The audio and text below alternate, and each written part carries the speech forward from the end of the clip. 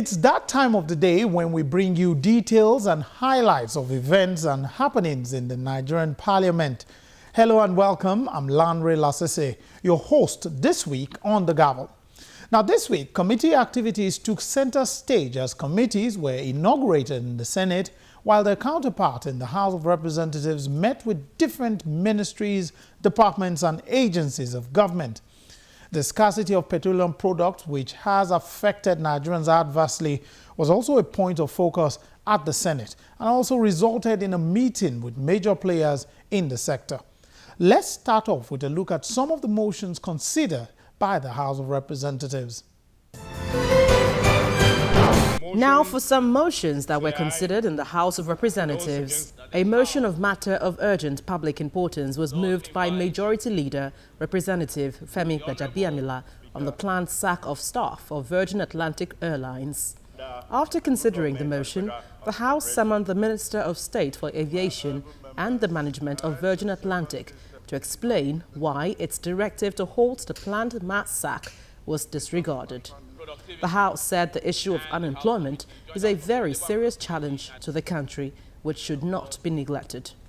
Mr. Speaker, it has come to the notice of this House that just a couple of days ago, in an attempt to preempt the resolution of this House, the Virgin Atlantic went ahead and dismissed both unfairly and in a discriminatory fashion exactly the issue that was debated on the floor of this House.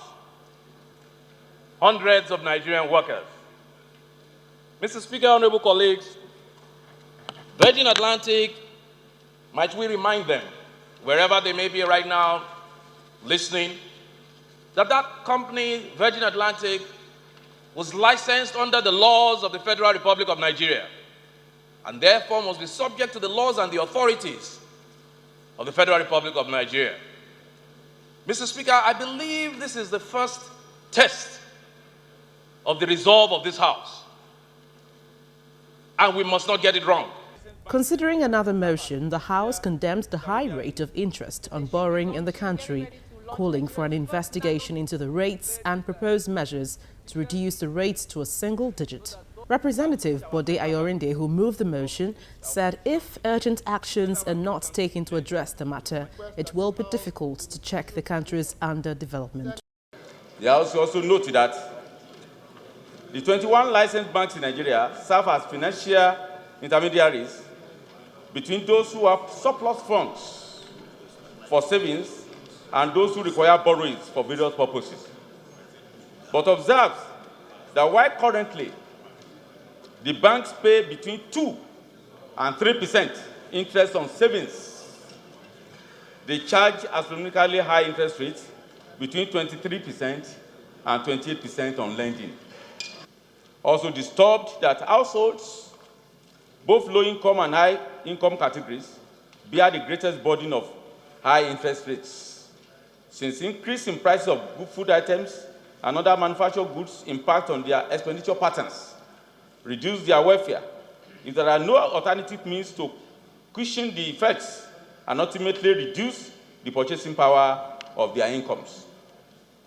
The House believes that if urgent actions are not taken to address this critical economic challenge that is having monumental consequences on Nigerian people and business enterprises, the country will continue to suffer under development.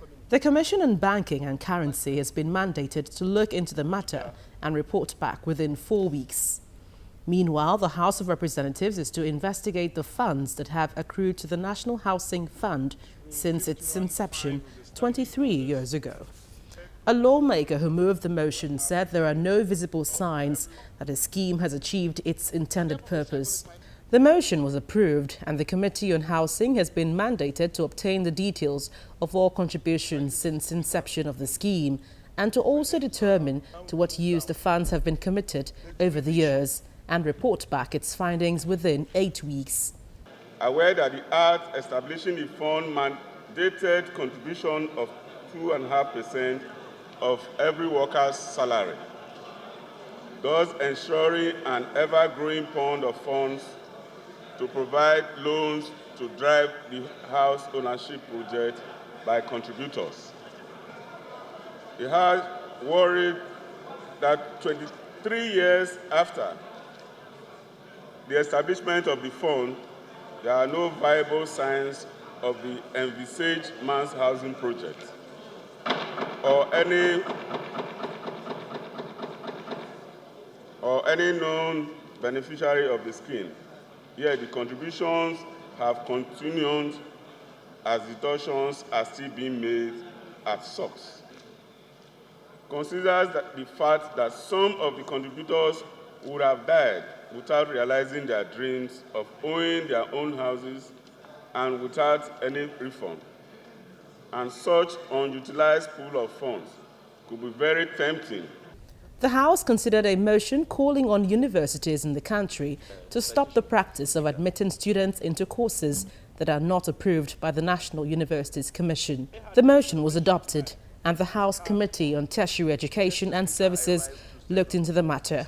The House observes the continuing practice of some universities admitting students into courses that were not approved by the National Universities Commission and brazenly taking the students through years of teaching on such courses. Notes that many of the students who were admitted to study those unaccredited courses were obviously misled by having seen the courses advertised in the brochure of the Joint Admissions and Matriculation Board, only for them to be disappointed at the point of graduation when they usually realize that they had wasted precious time and scarce funds chasing shadows, as they cannot be awarded degrees.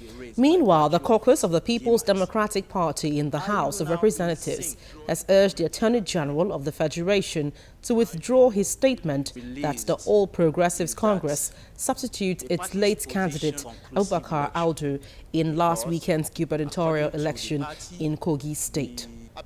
According to the caucus, the best option available to the Attorney General is to approach the Supreme Court for interpretation. The minority leader of the House, who spoke for the caucus, said the Attorney General acted in haste and clearly misled the Independent National Electoral Commission and Nigerians with the position he put forward on the matter.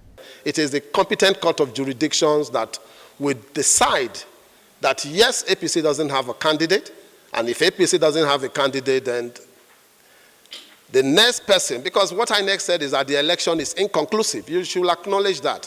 If the election is inconclusive and they will conclude it, then definitely the candidates that are in the race will complete the race. And a scenario where APC does not have a candidate, then definitely I will leave you to your own judgment. But most important, I think we should give our courts, which are very, very important in this subject matter, the opportunity to seek some level of interpretations. I believe in the clear principles of fair hearing.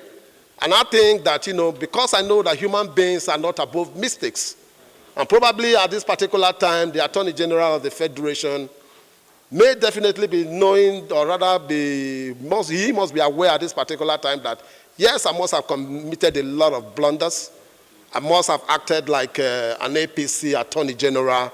Let me withdraw this particular statement and be able to appeal to my brothers and sisters that are in the other political party that, yes, we must all think like a family. But on the ground that he refused to, withdraw that statement and he stands by it, I will have no option than to stand by my party and ask for his resignation.